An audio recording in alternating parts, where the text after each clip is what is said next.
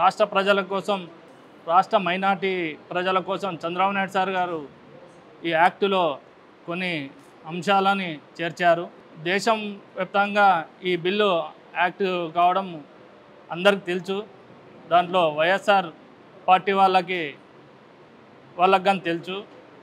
వాళ్ళకి ఒకటే మేము చెప్తా ఉన్నాం, వైఎస్ఆర్ పార్టీ వాళ్ళకి, పార్లమెంట్లో మీ యాక్ట్ ఇది అమలు అవుతుందని మీకు తెలుసా తెలియదా అని నేను ఒకటే ప్రశ్నిస్తూ ఉన్నాను. ఎందుకంటే పార్లమెంట్లో ఎక్కువ శాతం ఓటింగ్ పరంగా మనకి ఈ యాక్టులో ముందుకెళ్తుందని మీకు తెలుసు.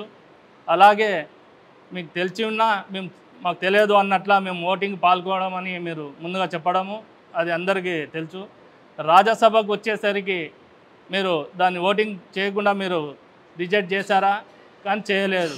అంతర్గతంగా మీరు వైఎస్ఆర్ పార్టీ ఎన్డీఏతోని మీరు ఒప్పందాలు కుదుర్చుకున్నారని మాకు స్పష్టంగా అర్థమవుతూ ఉంది.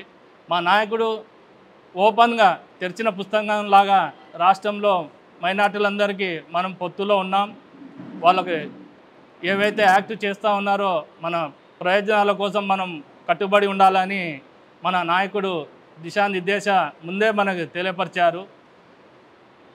రెండో పాయింట్ వచ్చేసి, కర్నూలులో మా నాయకుడు టీజీ భరత్ గారు ఏవైతే ముస్లిం సమాజం కోసం ఏదైనా ఇబ్బంది అయితే నేను ముందు ఉంటానని ఓపెన్ ఛాలెంజ్గా చెప్పారు.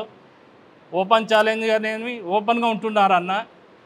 మీరు ఒకటే గమనించాలి, వైఎస్ఆర్ పార్టీ వాళ్ళు రాజీనామా చేయండి, ఈ యాక్ట్ ఏ యాక్ట్ కానీ నేను అడ్డంగా ఉంటే నేను ఏదో ప్రాబ్లం చేస్తే నేను ఉంటానని చెప్పినారని మీరు రాజీనామా చేయండి అంటున్నారు.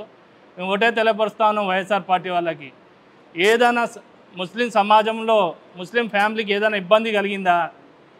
ఇంతవరకు కలగలేదు కదా.